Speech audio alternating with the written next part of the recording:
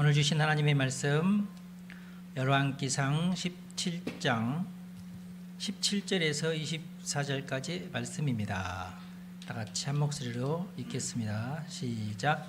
2일 후에 그 집 주인 되는 여인의 아들이 병들어 증세가 심히 위중하다가 숨이 끊어진지라. 여인이 엘리야에게 이르되 하나님의 사람이여 당신이 나와 더불어 무슨 상관이 있기로 내 죄를 생각나게 하고 또 내 아들을 죽게 하려고 내게 오셨나이까.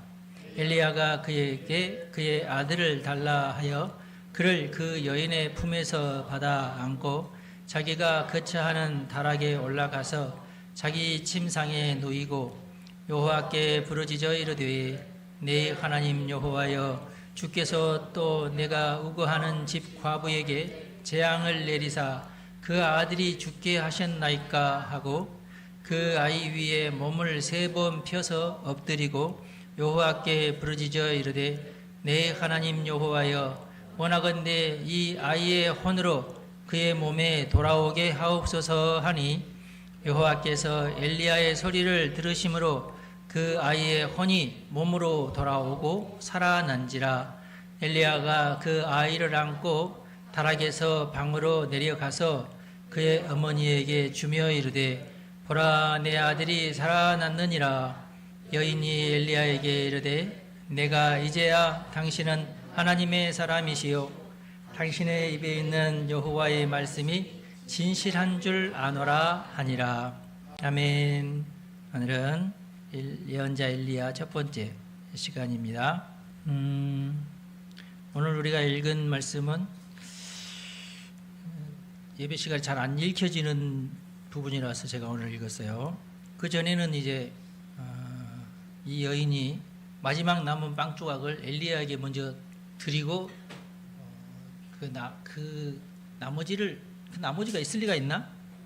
빵 하나인데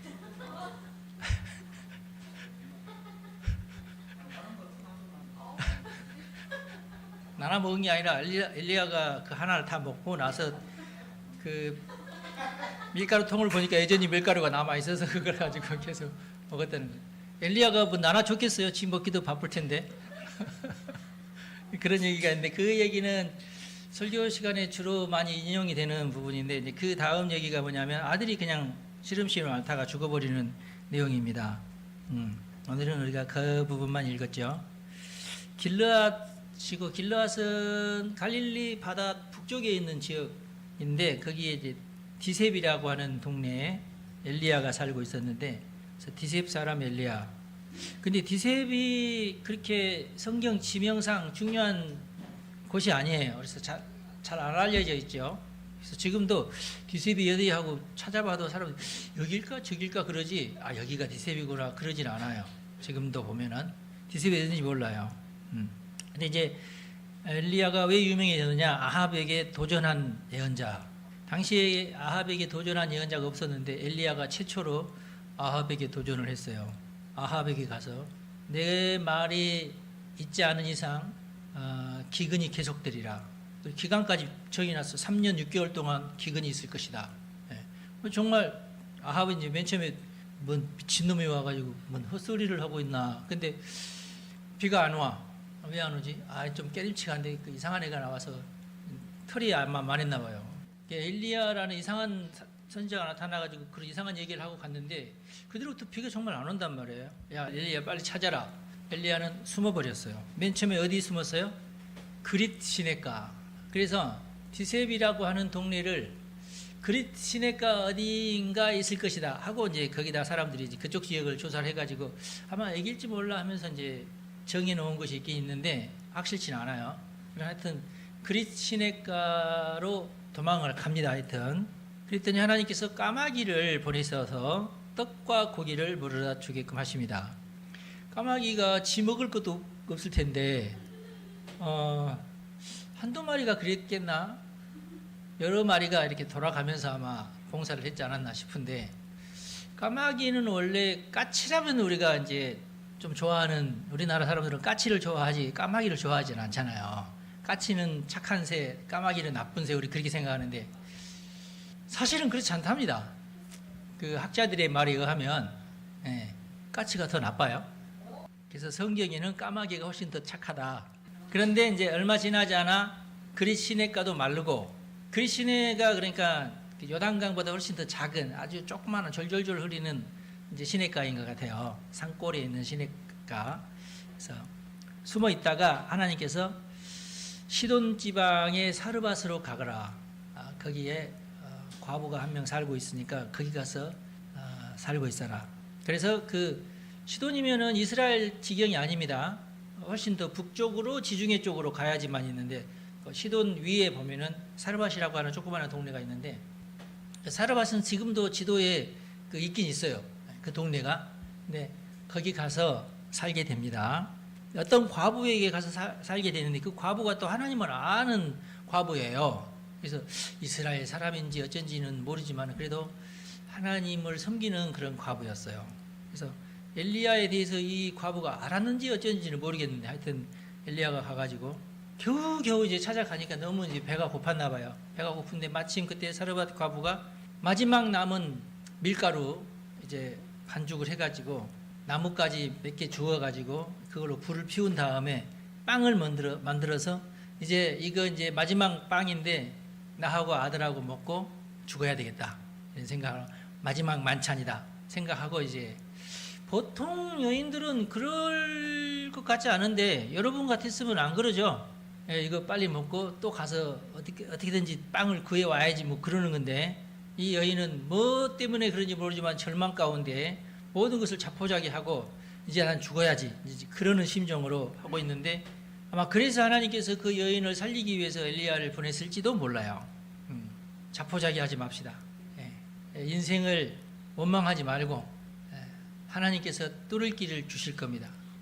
동쪽으로 가려고 하는데 문이 막혔다. 그러면 하나님께서 서쪽으로 가라고 하시는가 보다. 그러면 돼요. 그죠? 아니 나는 동쪽으로 가려고 하는데 세상이 왜 이렇게 불공평한가? 왜 내가 가는 길을 막는가? 그러지 말고 서쪽으로 가라고 하는가 보다. 서쪽으로 가면 돼요. 서쪽에 가다가 막히면 그럼 남쪽으로 한번 가봐야 되겠다. 그렇게 하면 돼요. 여러 가지 길들이 있습니다.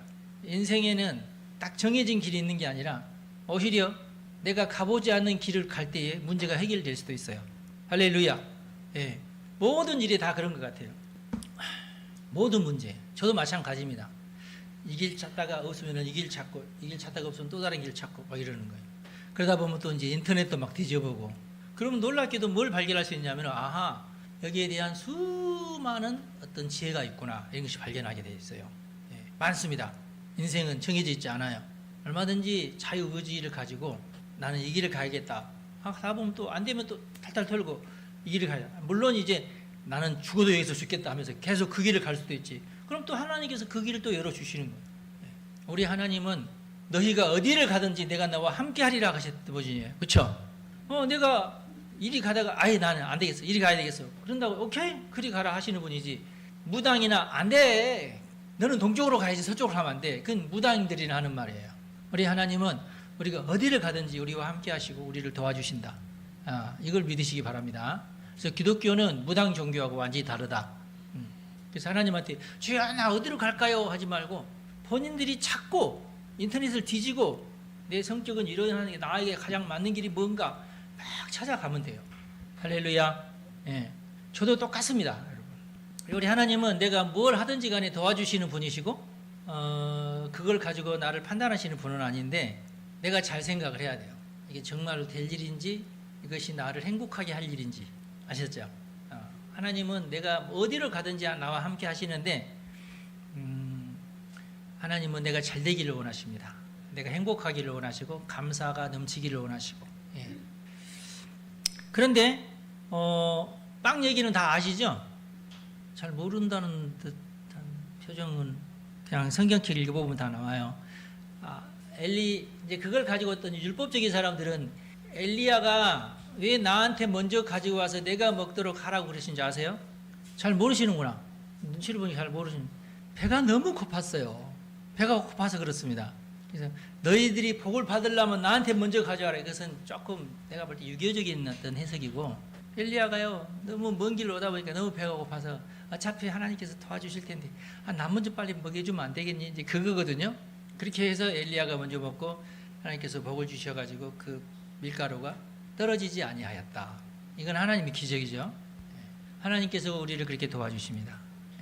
여러 가지로 하나님의 기적이 많아요. 사람 사는 모양이 너무너무 다양해가지고 나는 당연한 것인데 다른 사람한테는 당연하지 않는 게 있고 막 그래요.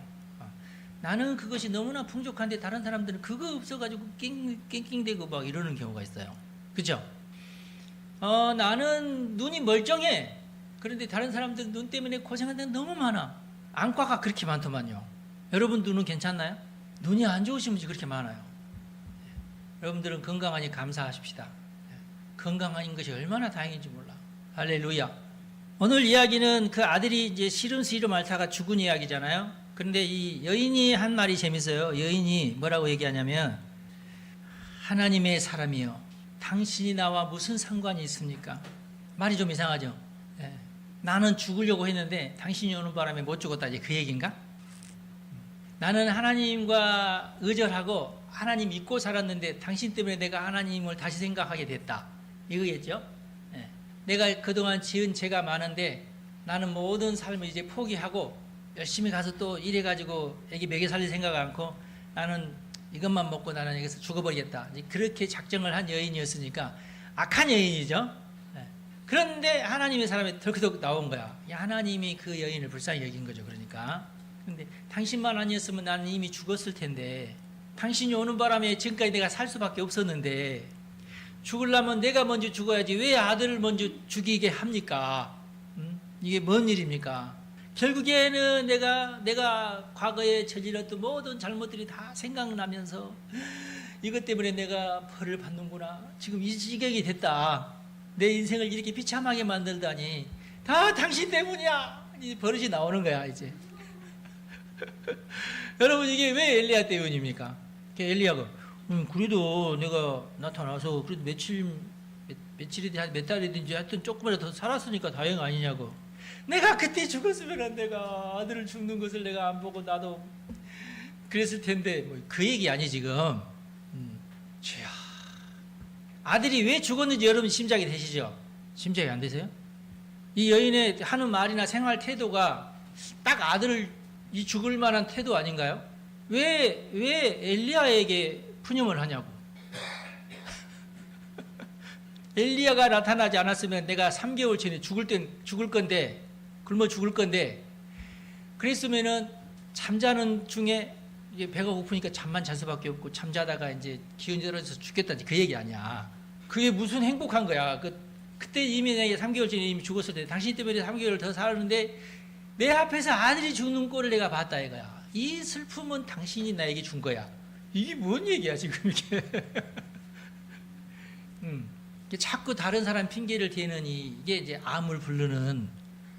그래서 절대로 내 인생은 내가 책임지는 거지 누구 때문이 아니다. 할렐루야. 절대로 아유 내가 저 사람하고 결혼만 안 했더라도 내가 내 인생 꽃필 텐데, 이런 얘기는 하지 말지 왜 했을까 그러면? 아무짝에 쓸모없는 얘기예요. 아셨죠? 하나님께서 왜 저런 사람 만나게, 지가 결혼한 거야. 그렇죠? 절대 그런 얘기 하거나 그래서 그냥 암이요 빨리 내게 오소서 하는 말이나 똑같아. 그래도 엘리야는 착해가지고 아이를 데려와라. 그래서 하나님, 어쨌든 내가 이 여인 때문에 지금 먹고 살고 있는데 이 아이를 빨리 낳게 해주십시오 하고 자기 나름대로는 이렇게 하면 될지 모른다 하면서 했던 것이 뭐냐면 아이 위에 자기가 이제 엎어져 가지고 이제 자기 체온을 어떻게든지 집어 넣어주려고 했나. 하여튼 그 이유는 과학적인 거나 어떤 뭐 신학적인 거나 이유는 없습니다. 그냥 자기가 하고 싶어서 그렇게 한 거예요. 그렇게 하지 않았으면 아이가 안 살아났을 거다. 절대 여러분 그렇게 생각하면 안 돼요. 아셨죠? 혹시라도 죽은 사람한테 나도 한번 해보자. 엘리야가 아니면 그러지 말으셔야 돼요. 알겠죠? 제가 이제 창조적 영성이 중요하다. 그때 당시 내가 어떻게 해야 되겠다고 하는 어떤 자기만의 어떤 생각이 중요하고, 이건 하나님이 자유롭게 우리에게 주신 그런 거예요. 그러니까 그 감동에 따라서 해야지. 하나님이 보시다가 저 짓거리를 하지 말아야 되는데 아예 안 되겠다. 저짓거리 했기 때문에 내가 은혜를 못 주겠는데 그러시는 하나님 아니시다. 알겠죠? 예. 그런 샤머니즘적인 그런 이상한 쪽에 빠지지 마라. 예. 샤머니즘 율법은요 아주 지독스러워요. 예. 맨 처음에는 아침 일찍 일어나서 정만스를 떠서 꼭 동쪽을 향하여서 절을 3번 하고 기도를 해라. 그러죠? 한 번도 안 들어보셨나요? 저도 누군가에게 들어봤는데 그래는 한 일주일 동안이나 했는데 아무런 효험은 없는데 그러면은 아침 몇 시지? 아침 7시지? 저녁 12시에도 한 번 더 해라. 그런 식으로 해서 자꾸 율법이 늘어나. 그래서 이 여인의 아들을 이제 다시금 살려내놨더니 여인이 하는 말이 이제 내가 당신이 하나님의 사람인 것을 내가 이제 믿겠습니다. 그런 얘기가 나오죠. 3년이 지난 다음에 엘리야가 이제 아합에게 나타나죠. 나타나서 전쟁을 하는데 영적 전쟁을 하죠. 아합의 충신 중에 오바댜라는 충신이 있었는데 이 오바댜라는 충신은 여호와의 선지자를 다 잡아 죽이려고 할 때에 몰래 굴을 파가지고 그 굴 속에다가 한쪽에는 50명, 한쪽에는 50명에서 그 50명의 여호와의 선지자를 3년 동안 먹여 살립니다.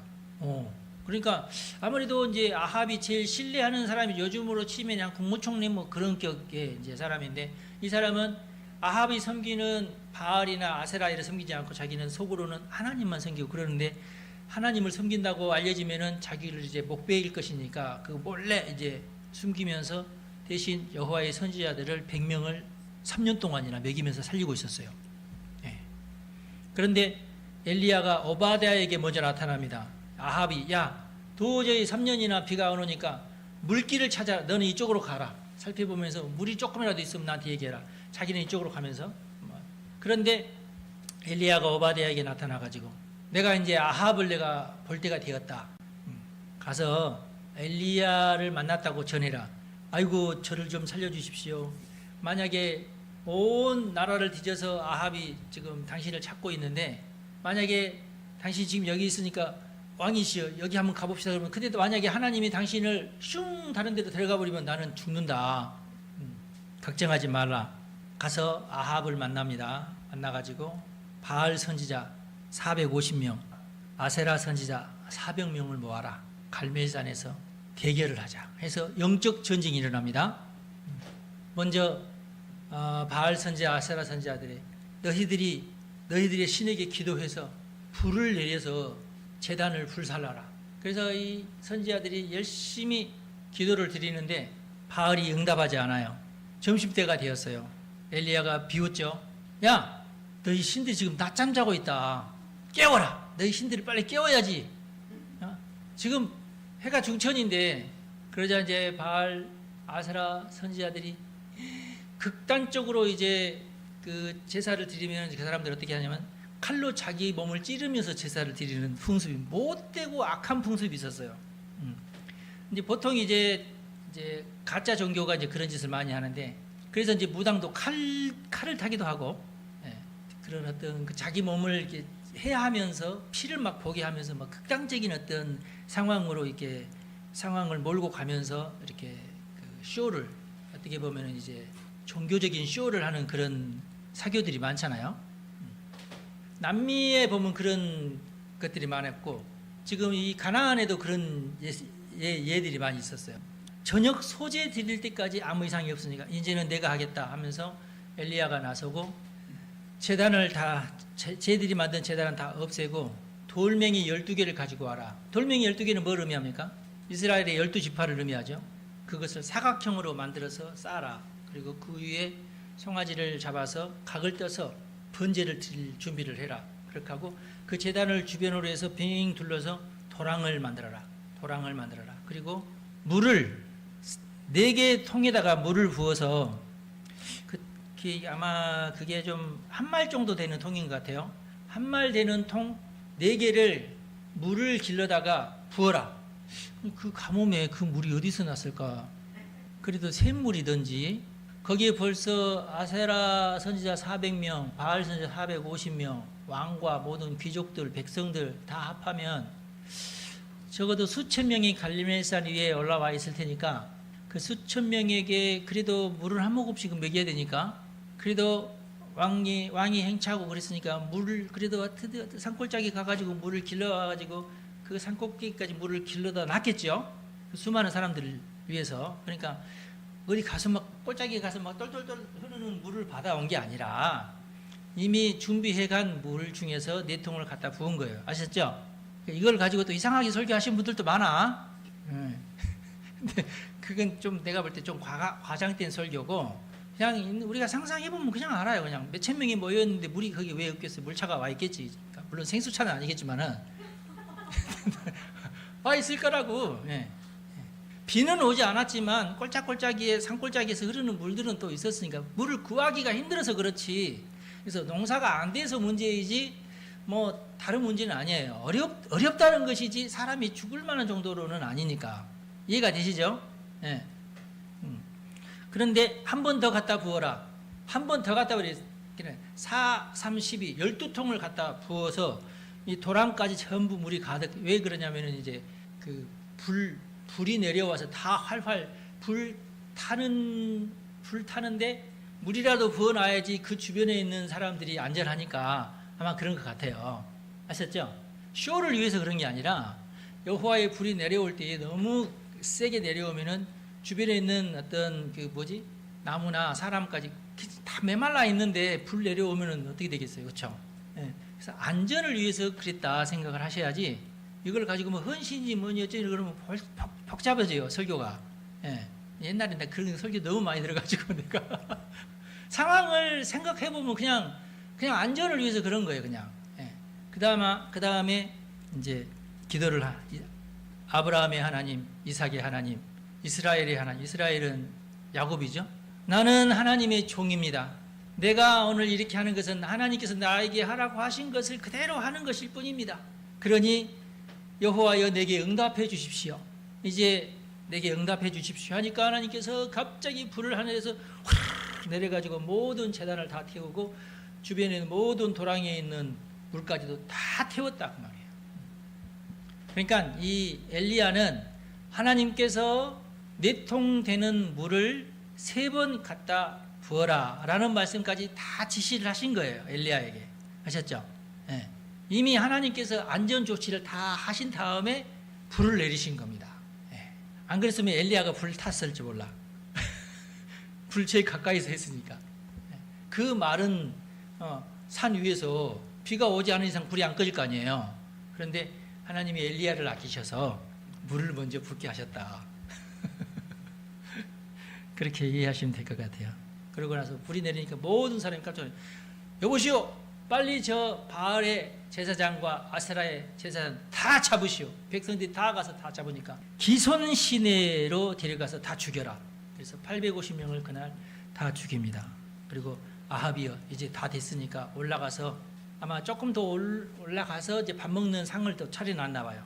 이제 됐으니까 왕은 가서 식사를 하시오. 저녁 때 얼마나 배고프겠어. 점심 먹었다는 말을 듣고 보니 점심 그래도 먹었겠죠, 그죠? 안심하고 가서 밥을 먹으라고. 그러고 나서 하긴 밥도 안 먹고, 엘리야는 아침을 든든히 먹고 왔나? 가가지고 기도를 합니다. 산 꼭대기에 올라가서. 그러니까 아합이 밥을 먹는 곳은 꼭대기는 아니고 꼭대기에서도 밥 먹어요, 그죠? 어떤 좀 평평한 곳에 가서 밥 먹고, 엘리야는 자기 나름대로 이제 그 제단에서가 아니라 산 꼭대기, 그 갈멜산 꼭대기까지 올라갔어요. 예. 꼭대기는 좁으니까 몇천 명이 움집에 있을 수는 없잖아요. 그러니까 몇천 명이 움집에 있는 것은 이제 한 갈멜산 한 중턱쯤 돼서 이제 집회를 하고 거기서 이제 모든 거짓선이 다 처단을 하고, 밥 먹는 것은 그보다 약간 더 높은데 자기는 완전히 꼭대기까지 올라가가지고 기도를 하는데 두 무릎 사이에 고기를 그 속에 집어넣고 기도를 했다. 그런데 얼마나 간절하게 이제 너무 이제 절박한 기도를 지금 해야 되니까 막 그랬을 것 같고, 저도 한번 그렇게 해보려고 했더니 안 되더라고요. 이게 여러분의 무릎 속에다가 한번 고기를 한번 넣어 보십시오. 엘리야는 이제 간절한 기도를 드릴 때 그렇게 했었나 봐. 그런 자세로. 근데 여러분들도 나도 엘리야처럼 해야지. 그러지 마시고, 신체적인 조건이 가능하면은 혹시 모를까. 괜히 그러다가 허리야, 목사님 하라는 대로 했다가 허리 이러지 마시고 본인의 형편상 가장 좋은 자세로 기도를 하시는 게 좋아요. 꼭 성경에 나와 있다고 해서 꼭 그걸 따라 사는 것은 아닙니다. 큰 비가 올 거니까 가서 왕은 먼저 가서 식사하시오. 엘리야는 꼭대기 가서 기도를 하는데 사환에게 야, 너 서쪽에 이제 갈멜산이 이제 그 지중해 동쪽에 있거든요. 그러니까 서쪽을 향하여서 봐라. 구름이 떠오르면 나한테 얘기해라. 그리고 갔다가 돌아오는데 아마 좀 시간이 있었나 봐요. 1분 동안 걸어가서 바다를 보고 와가지고 선생님 아직 구름이 안 보입니다. 그렇게 하기를 7번 해라. 7번 해라. 정이 났어요. 7번 하라. 7번까지만 네가 왔다 갔다 했는데 7번째 가서 보니까 저 멀리에서 손바닥만한 구름이 여러분 큰 멀리에서 손바닥만한 구름이면은 어마어마한 구름이겠죠. 멀리에서 손바닥만 하니까 걔가 이제 후루룩 올 거니까 오컨이 됐다. 이제 빨리 내려가야 된다. 아합에게 가가지고 왕이시여 지금 빨리 내려가야 됩니다. 식사 그만하시고 큰 비가 오고 있으니까 늦으면 안 됩니다. 비 맞고 어떻게 갑니까? 빨리 가시라고. 그래서 아합이 마차를 타고 이제 이스라엘로 막 내려가는데 갑자기 또 여호와의 능력이 엘리야에게 확 임하여서 엘리야가 달리기를 하는데 마차보다도 앞서서 달려가더라 하는 내용이 뒤에 나와요. 우리는 이걸 보고 엘리야 축지법이라고 얘기합니다. 축지법이 성경에 나와 있어요. 오늘부터 여러분들이 이제 밤에 이제 와가지고 주여 나에게도 축지법을 주시옵소서 뭐 그렇게 하시려면 하시든지 말든지 필요하시면 하겠죠. 요즘은 다 이제 차가 있어가지고 엘리야의 축지법에 대해서 연구하시는 분이 지금도 있어요.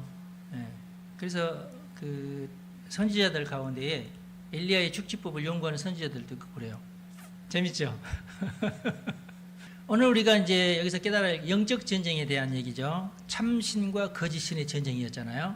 엘리야가 아주 대대적으로 해서 이겼던 내용들이 나오는데 이제는 우리가 종교 때문에 전쟁하는 시절은 아니에요.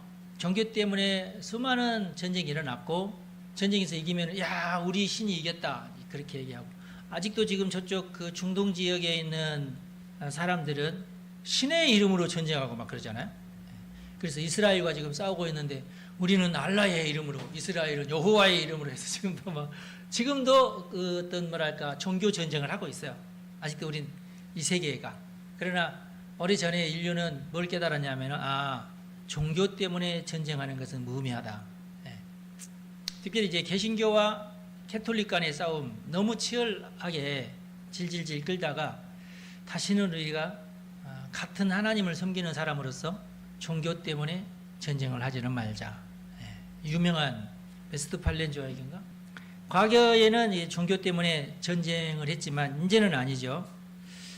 이제 과거에도 이제 물론 이제 명목상으로는 종교 때문에 전쟁을 했지만 그건 명목이고 다 이제 경제적인 이유 때문이고 자기의 세력 때문에 전쟁을 하는데 이제 그렇게 하면은 사람들이 군사들이 안 모이니까 군사들을 모으기 위한 가장 좋은 전쟁이 뭐냐면 알라를 위하여 하나님을 위하여 그러면서 전쟁 그 군사들을 모집을 했어요. 그러면은 대부분 그거 가지고 사람들이 전쟁에 참여하거나 그러진 않는데 이제 누가 그 전쟁에 참여하게 되냐면 인생의 막다른 어떤 골목에 자기가 봉착했다고 느끼는 자들이 있어요. 항상.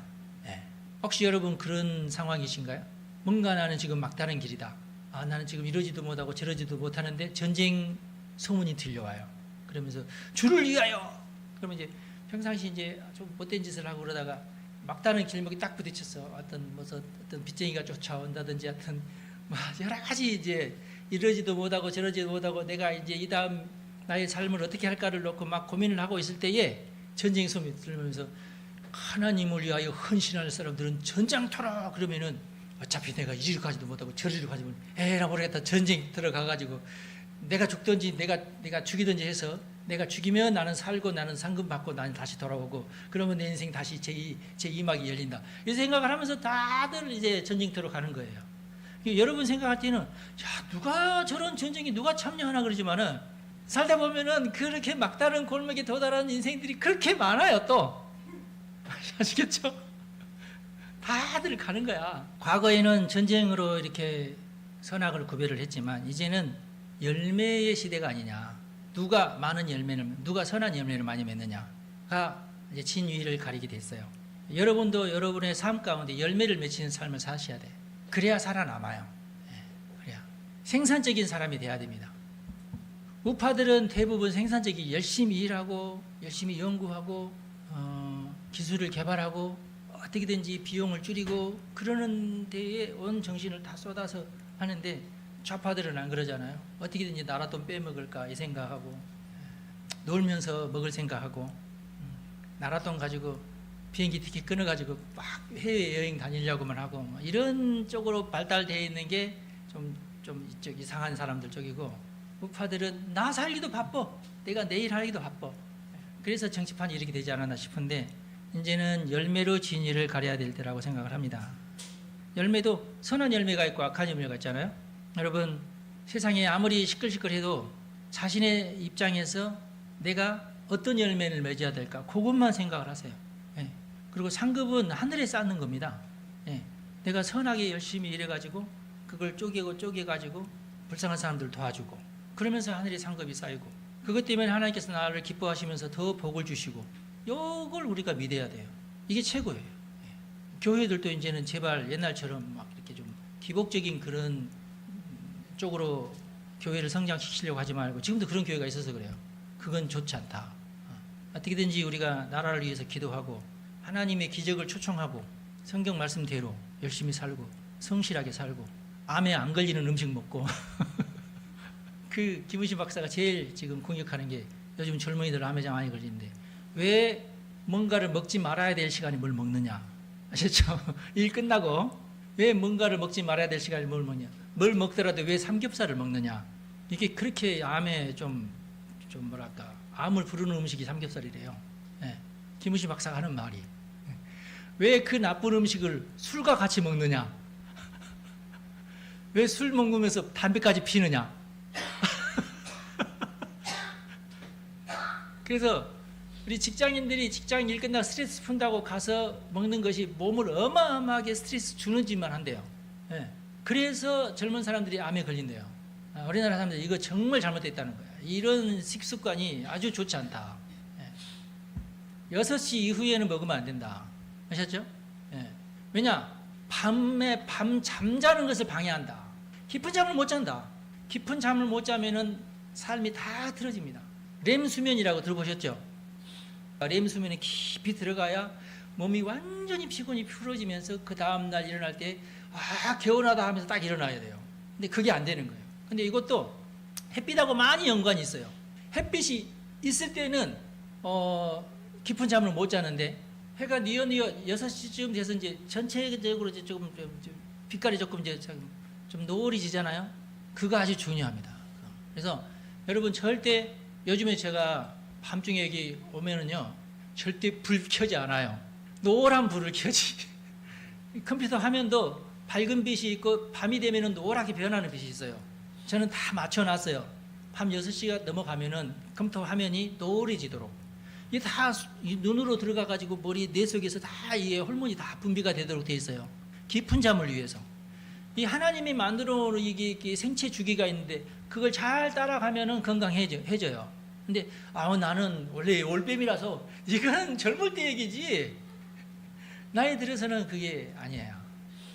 다 그 순리를 따라서 하나님이 우리를 만들어 놓으신 그 순서대로 우리가 살면은 다 건강합니다. 할렐루야. 우리 정장로 같은, 나는 뭐 끝도 없다고, 난 90 될 때까지 나는 건강할 거야. 아니야. 몇 달 전에 우리 황 장로님이라고, 여기 그 장로님이 우리 카페에 일 봐주셨던 장로님이 한 1년 만에 제가 다시 불러가지고 오셨어요. 그랬더니 맨 처음에 누군지 모르겠어. 지금 누가 오셨나 봤더니 안녕하세요 그랬어요. 예, 안녕하세요. 장로님 오셨어요. 네, 그랬거든요. 제가 불러놓고도 얼굴이 바뀌었어. 이러신 분이 이렇게 가지고 왔어. 그래서 내가 그 다음날 장로님 요즘 건강 좀 어땠어요? 갑자기 제가 당뇨가 와가지고요. 그러면서 살이요 10kg 이상이 빠졌어요 그러더라고. 그러니 내가 못 알아보죠. 그렇게 건강했대. 70이 될 때까지 그렇게 건강했대. 근데 이분이 밤늦게까지 일하고 끙끙대면서 막 그런 버릇이 있어가지고 그 뒤로부터는 제가 안 그럽니다 그러더라고. 네. 철저하게 이제 먹는 것도 조심하고 그랬더니 확 좋아지더래요. 내가 옛날부터 이럴 걸 그랬다고. 여러분 나이는 어쩔 수 없어요. 경건 생활이 최고입니다. 젊어서부터 30대, 40대 달라. 모세한테 제가 느느이 하는 말이 있어요. 야, 내가 살아보니까 그런다. 너 지금부터 빨리 운동해라. 달라요, 여러분. 경건하게 살아야 됩니다. 선한 열매를 맺읍시다. 세상이 어떻게 됐든지 간에 여러분의 몸에 선한 열매가 맺혀야 되고, 여러분의 가정에서 선한 열매가 맺혀야 되고, 여러분의 직장에서 선한 열매가 맺혀야 돼요. 그때 하나님께서 복을 주신다. 할렐루야. 기도하겠습니다. 하나님, 영적 전쟁에서 승리하는 길만이 우리의 사명임을 믿습니다. 우리 성도들을 이 시간 축복하오니 교회에서, 가정에서, 직장에서 영적 전쟁에서만큼은 꼭 하나님의 말씀으로 승리하는 우리 성도들이 다 되게 하옵소서. 우리 주 예수님의 이름으로 기도합니다. 아멘. 여러분 축복합니다.